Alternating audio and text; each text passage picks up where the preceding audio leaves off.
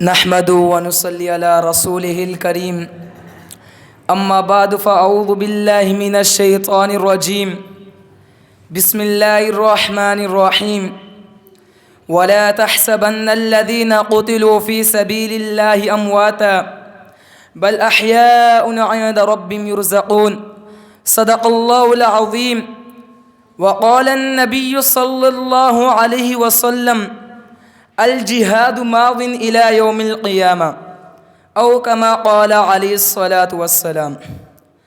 ہر سمت مچلتی کرونوں نے افسوس سبے غم توڑ دیا، ہر سمت مچلتی کرونوں نے افسوس سبے غم توڑ دیا، اب جاگ اٹھے ہیں دیوانے دنیا کو جگا کے دم لیں گے، ہم ایک خدا کے قائل ہیں پندار کے ہر بت توڑیں گے، ہم ایک خدا کے قائل ہیں پندار کے ہر بت توڑیں گے، ہم حق کے نشان ہیں دنیا میں باطل کو مٹا کے دم لیں گے۔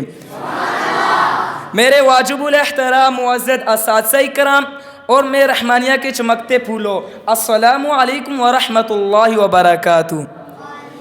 آج میں آزاد کے سامنے جو موضوع لے کر حاضر ہوا ہوں اس کا عنوان ہے شوق صحابہ کے شوق شہادت۔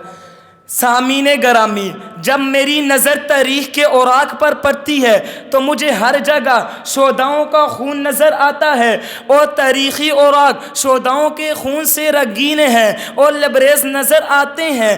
آئیے صحابہ کے شوق شہادت کو جاننے سے پہلے ان کے سردار، ان کے رہبر، امام الانبیاء، سر تاج المرسلین، آقا دو جہاں حضرت محمد مصطفیٰ صلی اللہ علیہ وسلم کی تمنا کیا ہے؟ میرے مدنی آقا تڑپ کر بولتے ہیں، اے میرے رب لو وددت ان اقتل فی سبیل اللہ ثم احیا ثم اقتل ثم احیا ثم اقتل ثم احیا ثم اقتل۔ سامعین گرامی، میرے صحابہ میں شہادت کا جذبہ تھا، شہادت کی طرف تھی۔ اگر صحابہ میں شوق شہادت نہیں ہوتا تو بدر میں 14 صحابہ شہید نہ ہوتے، اگر صحابہ میں شوق شہادت نہیں ہوتا تو احد میں 70 صحابہ شہید نہ ہوتے، جس میں ہمارے پیارے آقا حضرت محمد مصطفیٰ صلی اللہ علیہ وسلم کے چاچا حضرت حمزہ کے ٹکڑے ٹکڑے کر دیے گئے۔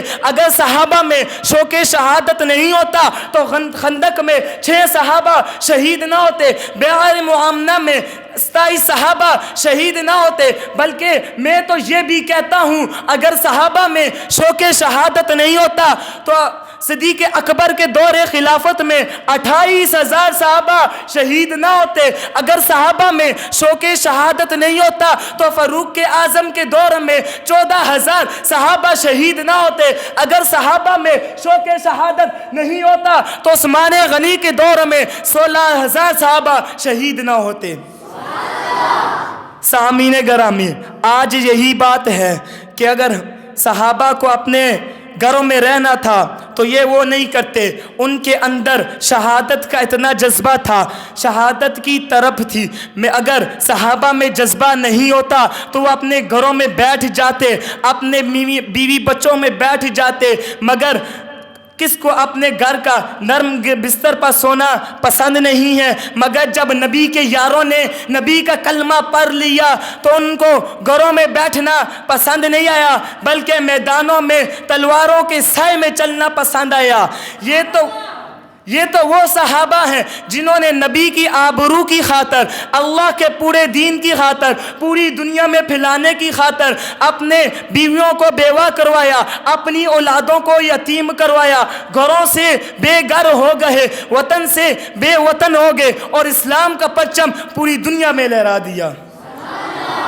آئیے ذرا صحابہ کے شوق شہادت کے بارے میں پوچھتے ہیں احد کے پہاڑ سے، اے احد بتا تو ذرا میرے عبداللہ بن حجش تیرے اندر کس شوق و جذبے سے آئے تھے؟ تو احد کا پہاڑ بھی دہل جواب دیتا ہے، اے رفیق کیا تجھے معلوم نہیں ہے کہ وہ کیا دعا کرتے تھے؟ وہ دعا کرتے تھے، اے رب تعالیٰ، اے رب کعبہ، کل دشمن سے مقابلہ ہے، میرے مقابلے میں ایک بہادر شخص کو بھیج بھیج دینا تاکہ میں اس پر وار کروں، وہ مجھ پر وار کرے، میں پھر اس پر وار کروں اور وہ مجھ پر وار کرے، یہاں تک کہ میرا ہاتھ کٹ جائے، میرے کان کٹ جائے، میری ناک کل کٹ جائے۔ جب کل تیری بارگاہ میں حاضری ہو تو پوچھ اے عبداللہ یہ ہاتھ، یہ کان، یہ ناک کہاں کٹوائے؟ تو میں کہوں اے اللہ یہ تیرے دین کی خاطر کٹوائے، تو کہے صدقت یا عبداللہ۔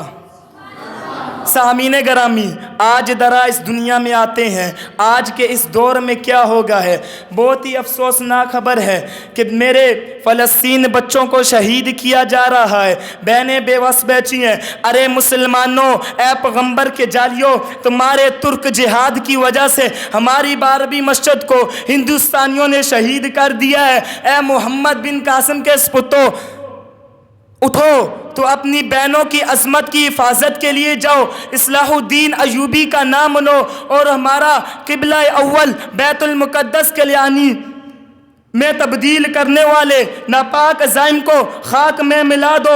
اٹھو مسلمانوں، مسجد اقصی کی بے حرمتی کی جا رہی ہے، فلسطین میں چھوٹے چھوٹے بچوں کو شہید کیا جا رہا ہے، بہنیں نوچار بیٹھی ہیں، مگر کیا ہے فلسطینی یہ کان بات کھول کے سن لے کہ ہم ان کی طاقت سے ڈرنے والے نہیں ہیں، کیونکہ مسلمان کبھی خدا کے بغیر کسی سے نہیں ڈرتے۔ اللہ مسلمانوں قرآن میں فرماتے ہیں وَلَا تَهِنُوا، مت ڈرو، یعنی کفار کی تعداد تھے، مشرکین کے خلشال سے، کافروں کے آزار سے، مگر اللہ فرماتے ہیں کم من فیۃ قلیلۃ غلبت فیۃ کثیرۃ باذن اللہ۔ کیا تمہیں نہیں پتہ ہے کہ بدر میں کتنے تھے؟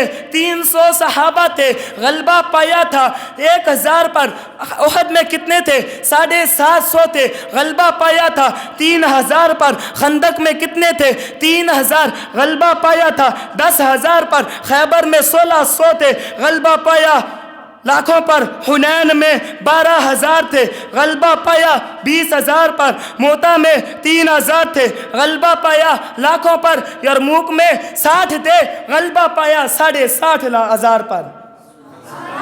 سامعین گرامی، یہی بات ہے، یہ فلسطین ہمیں طاقت، اسرائیل ہمیں طاقت سے ڈرا رہے ہیں، بمپوں سے ڈرا رہے ہیں، بندوقوں سے ڈرا رہے ہیں، تو آج کھل کے ان کو کہہ دو ہم تم لوگوں سے ڈرنے والے نہیں ہیں، کیونکہ شاعر لکھتے ہیں توجہ سے یہ شعر سنے گا تاکہ تم ان لوگوں کے بھی اندر بھی جوش آئے۔ آپ ہم ادھر جا نہیں سکتے بلکہ رب تعالیٰ کے سامنے ان کے لیے دعا تو کر سکتے ہیں۔ شاعر کیا لکھتے ہیں؟ فلسطین کتوں، اسرائیلی کتوں، توجہ سے سن لو یہ میری بات کہ اللہ سے ڈرنے والوں کو طاقت سے ڈرانا مشکل ہے، اللہ سے ڈرنے والوں کو طاقت سے ڈرانا مشکل ہے۔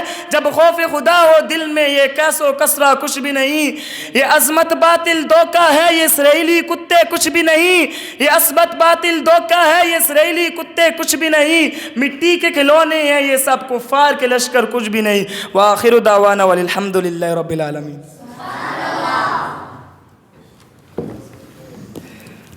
ماشاءاللہ، یہ تھے ملک عطا بھائی۔